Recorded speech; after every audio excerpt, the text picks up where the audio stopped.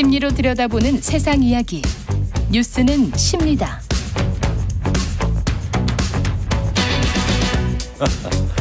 예, 정치, 경제, 사회 등 우리 사회의 다양한 이슈를 심리학적 관점에서 풀어보는 시간입니다. 최경영의 최강시사 뉴스는 십니다. 아주대학교 심리학과 김경일 교수 나오셨습니다. 안녕하십니까? 안녕하세요. 예, 오늘 뭐 완전히 복잡하게 그냥 왔다 갔다 하는 통에 김경일 교수님이 아까 2부쯤에 나오셨어야 되는데 마지막 3부로 끝났고 김경일 교수님 끝나고 나중에 또 녹화도 해 주셔야 되나요 오늘? 네네. 뭐 앞에 그 변재원 작가님이 너무 중요한 얘기를 말씀을 하고 가셔가지고 밖에서 청취자의 자세로 열심히 또. 아니 저도 열심히 굉장히 들었습니다. 재밌게 들었어요. 네네. 네. 굉장히 뜨끔뜨끔한 이야기도 많았어요. 네. 반성 많이 했어요. 제가. 네, 저도 반성 많이 했습니다. 네. 네, 정치, 경제, 사회 등 우리 사회의 다양한 이슈를 심리학적 관점에서 풀어보는 시간입니다. 올해 시작할 때 책을 몇 권 읽겠다, 한 달에 한 권을 읽겠다, 책 100권 읽겠다 이런 뭐 분들 계획 세우신 분들이 좀 있을 텐데 네네. 아마 지금 9월이죠? 네, 9월인데. 9권 읽으셨을라나? 9권 읽으셨으면 잘하셨을 것 같은데. 네. 책 읽기, 독서와 관련된 궁금증 이거 한번 정말 해보고 싶다. 한국인이 독서가 참 독서율이 낮잖아요. 네. 그 이야기를 좀 해보겠습니다. 관련해서 좀 궁금증 같은 거는 문자를 좀 보내주시고요. 한국인은 왜 책을 잘 안 읽습니까? 일단 방금 전에 말씀하신 데 이유가 일부 또 있는 것 같아요. 아, 그래요? 올해 책, 일주일에 혹은 한 달에 한 권씩 읽겠다. 네. 그 다음에 100권 읽겠다. 50권 읽겠다. 이게 무슨 경제발전 계획도 아니고.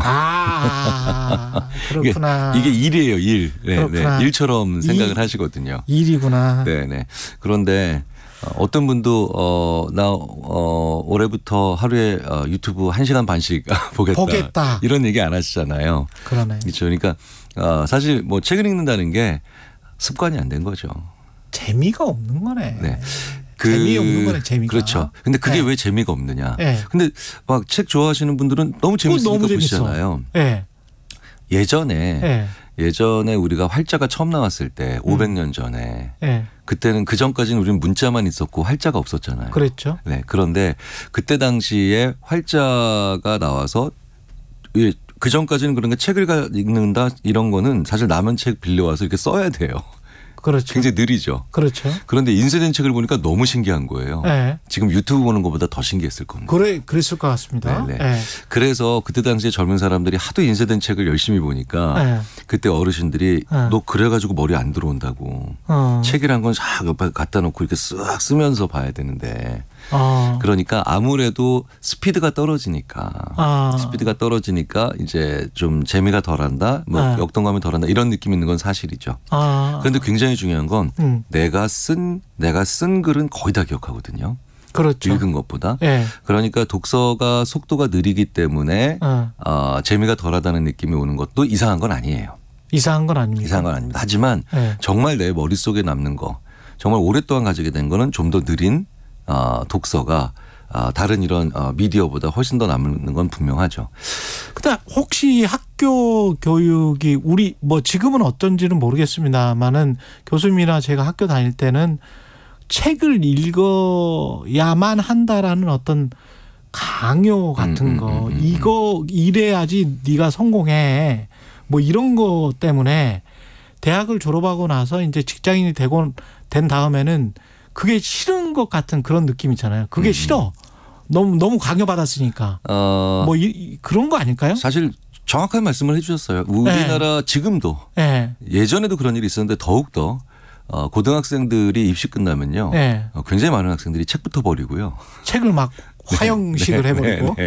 그러니까 이게 너무 이제 고통스럽고 힘들었던 기억이라는 거죠. 그죠. 네. 그리고 이것만 끝내면 이제 행복하게 살거나 재밌게 살 수 있을 것 같은 그런 생각이 드니까 이 책이라고 하는 것에 대해서 정말 막 넌덜머리가 날 정도로 막 좀 신물이 날 정도로 이제 우리가 힘든 일 아주 고통스러운 일의 과정을 거치거든요. 사실 그런데 그런 과정을 안 거친 사람들은 오히려 엉뚱한 자기 인생 시점에서 책을 보면서 재밌다라고 하는 분들도 많이 계세요. 그렇죠. 그러니까 정말 습관이 안 되는 것 중에 하나가 일이거든요. 그렇죠. 네, 그런데 뭐 다른 많은 행동들은 습관이 되거든요. 네. 그러니까 우리가 지식을 쌓는다, 뭐 아니면 지혜를 얻는다, 여러 가지 이제 이런 교양을 쌓는다라는 게 네. 이것도 빠른 시간에 해내야 되는 일로 우리가 생각을 해왔기 때문에 우리가 그래. 일이 된 거죠. 일이 된 겁니다. 습관이 안 되고 일이 된 거예요. 일이 되면은 진짜 하기가 싫지. 네. 세상에 재밌는 일이 재밌으면 그거 정신질환입니다. 그렇죠. 저희들이 맨날 말씀드려요. 그렇군요. 일이 재밌으면 정신질환. 제가 정신질환을 알아왔었군요. 6031님이 수험서에 하도 찌들어서 책을 보면 피하고 싶은 것 같아요. 아까 지금 말씀하신. 그리고 5702님은 저는 책을 집안 곳곳에 둡니다. 식탁이 침대에. 그래가지고 언제든 좀 집어서 볼 수 있게 하는 그런 환경, 그래서 습관 형성을 하려고 한다, 뭐 이런 말씀이신 것 같아요. 네, 제가 그래요.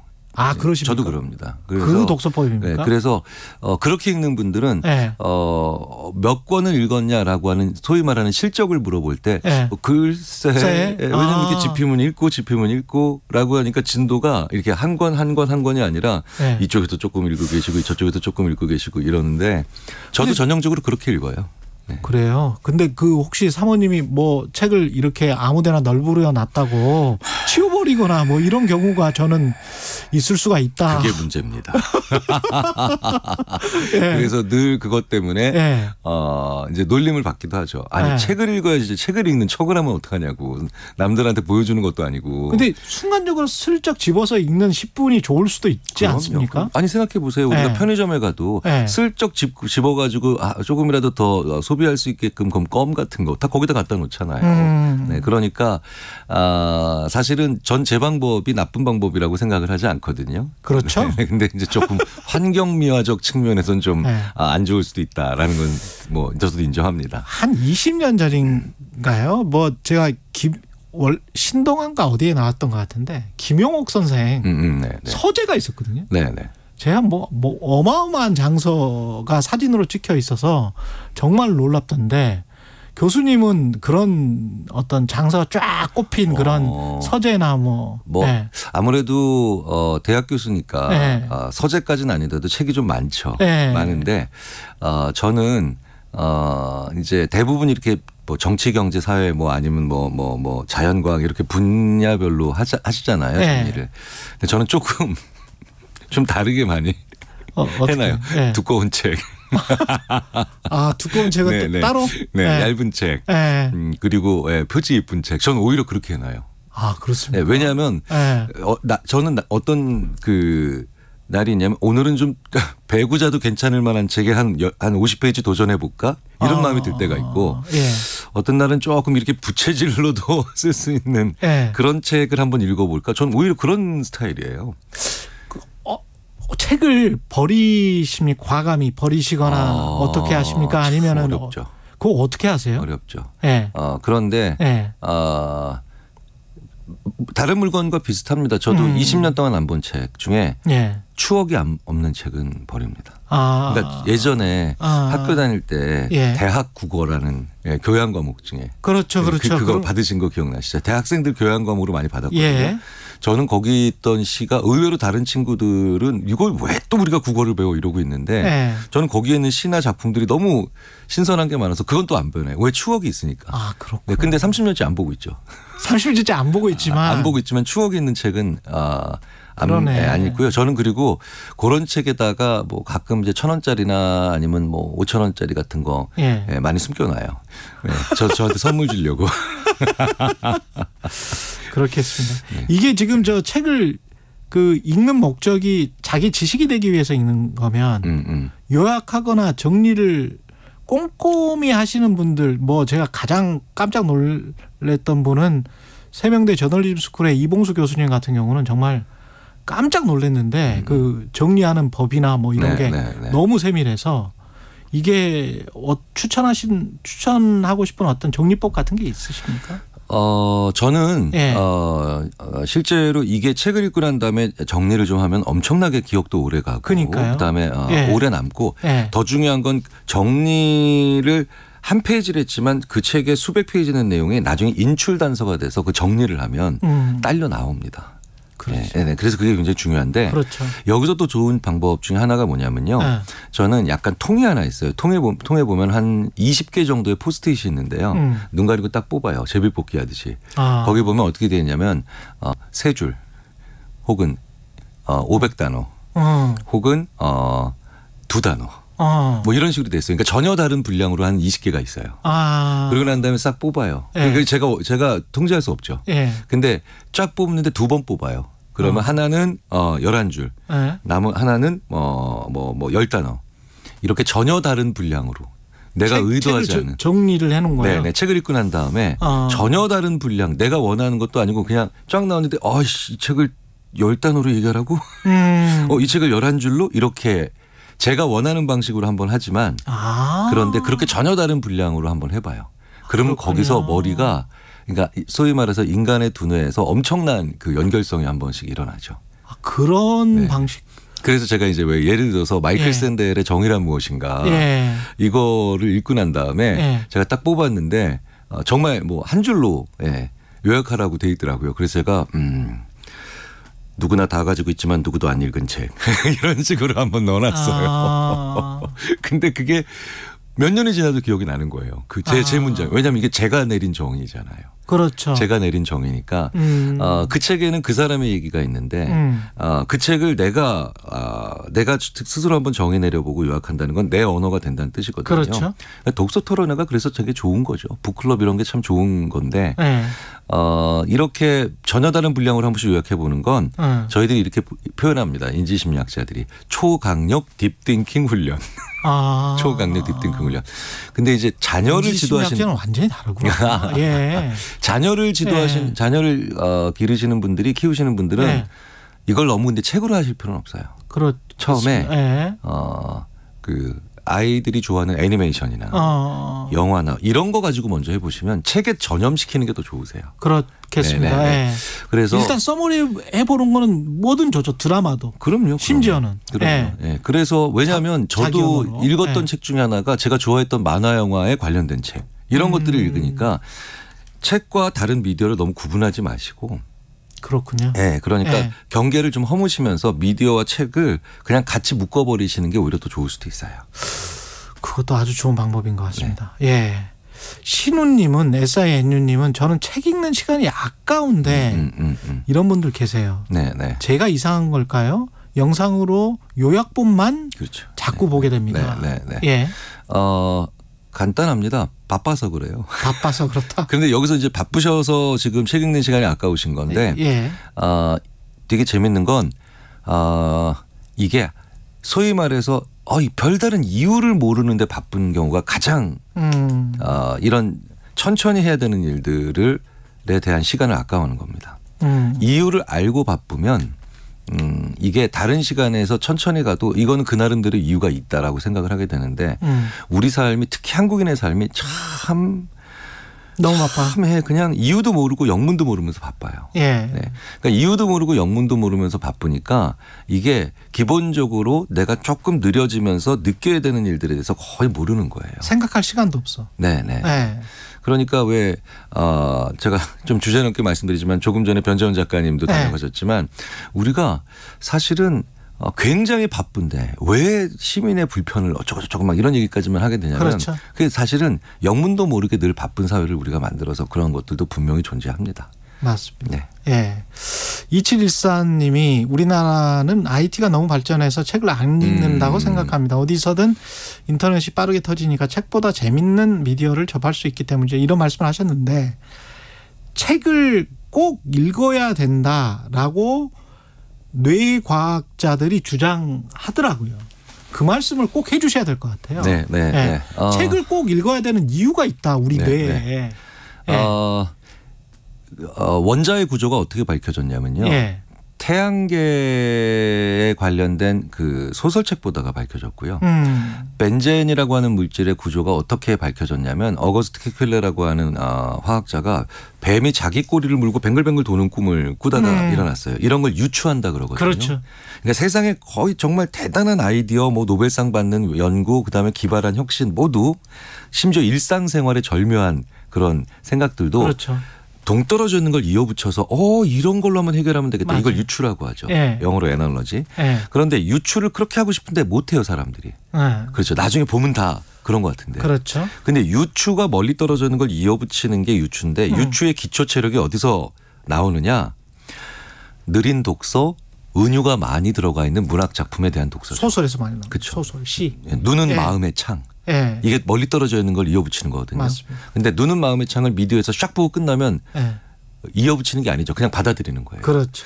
그런데 우리가 글자를 통해서 책을 읽으면서 이런 은유 같은 거, 시 그런 문학 작품을 읽으면 뇌에서 실제로 정말 다양한 영역들이 동떨어져 있는 그 영역들이 동시 발생으로 활성화됩니다. 그러니까 그게 연결성이 일어나는 거예요. 실제로 이렇게 뇌를 차고 이렇게 해보면. 그럼요. fMRI 같은 장비를 촬영을 해보면. 그렇죠. 촬영해보면 나오죠, 그게. 그렇죠. 그러니까 가끔씩 또 나오시는 우리 장동성 박사님이랑 얘기를 해보면 진짜 저희들이 이렇게 표현해요. 와, 뇌가 불타오른다. 책을 읽을 때? 네. 그러니까 오히려 스피디한 미디어를 볼 때는 뇌가 일부밖에 활성화가 안 돼요. 안 되죠. 네네. 물론 그것도 필요합니다. 빨리 받아들이고 느끼고 그다음에 욕구를 느낄 때 이런 것도 한번 봐야 돼. 욕구 느낄 때는 너무 좋죠. 그렇죠. 그런 욕구를 한번 불타오르게 만들 때는. 그런데 그렇죠. 실제 뇌가 불타오르는 건 그때예요. 책을 읽을 때. 그래서 노벨상 수상자들이 과학 분야 노벨상 수상자들이 그렇게 책만 그러니까 아무 상관도 없는 시 그다음에 심지어는 음악 그런 그렇죠. 다양한 은유가 들어가 있는 것들을 읽고 있거든요. 예. 그래서 근데 더 중요한 건 AI가 이 유추 능력이 떨어진단 말이에요. AI가 유추나 은유에 약해요. 예. 그러면 내 자녀와 그리고 내가 AI에게 밀려서 일자리도 잃어버리는 사람이 되는 건 그렇게 싫어하시면서. 그렇죠.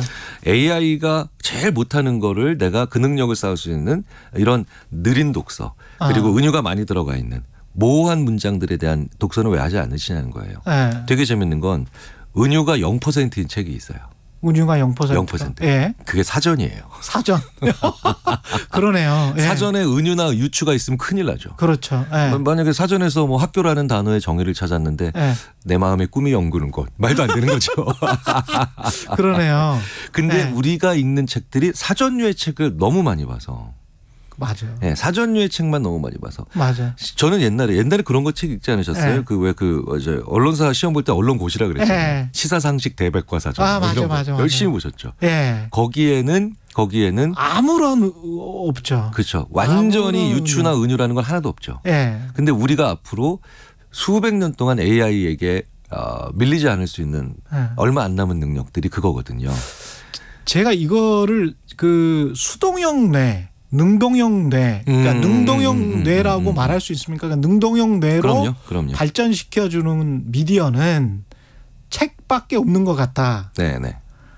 자극시켜주고 스스로 움직이게 하는 그런 미디어는 책밖에 없는 것 같다. 나머지는 당신들의 뇌의 시간을 그냥 잡아먹고 있는 수동형 점점 수동적 인간으로 만드는 수동형 뇌로 발전시키는 그런 미디어가 상당히 많다. 특히 짧은 미디어일수록. 네네. 이제 유튜브에 쇼츠나 이런 것들을 보면 그것 자체가 나쁘다기보다는 굉장히 재밌는 건 그걸 보고 이제 책 소개를 보고요. 어떤 분은 읽어야 되겠다 그래서 읽어요. 근데 어떤 분들은 그걸 보니 봤다고 그냥 생각해요. 그렇지. 그 책을 봤다고 생각해요. 그렇지. 이제 그런 게 바로 뭐냐면 이제 악순환이자 선순환인데 그래 그렇게 해서 이렇게 한번 연결해 보면 너무 좋겠다라고 하는 이런 긍정적 경험에 도달해 보신 분들은 그러니까 저걸 보고 난 이번에 이걸 읽어야 되겠네. 미디어를 보면서 이걸 읽어야 되겠네라는 생각을 하면서 다시 선순환 구조가 그렇지. 선순환 구조. 그래서 한 번쯤은 그 선순환의 시작 출발을 만들어내셔야 돼요. 그 출발을. 맞습니다. 그래서 쭉 보다가 만약에 전쟁이나 아니면 인류의 기원이나 아니면 심지어 여행지든 뭐든 쭉 보시다가 저거 너무 재밌겠다 싶을 때 그때 독서를 시작 한번 하시는 게 되게 좋아요. 재미가 꼭 따라야 되는 거죠. 그렇죠. 그러니까 재미는 내용이 재밌는 게 아니라 내가 재미있다라고 생각하는 걸 재미있어 하거든요.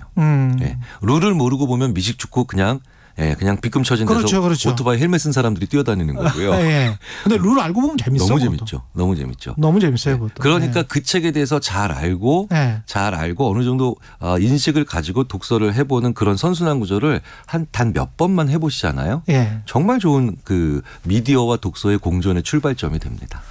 알겠습니다. 여기까지 듣겠습니다. 뉴스는 신문이다. 김경일 교수였습니다. 고맙습니다. 감사합니다. 9월 15일 금요일 KBS 1라디오 최경영의 최강시사였고요. 저는 다음 주 월요일에 다시 뵙겠습니다. 고맙습니다.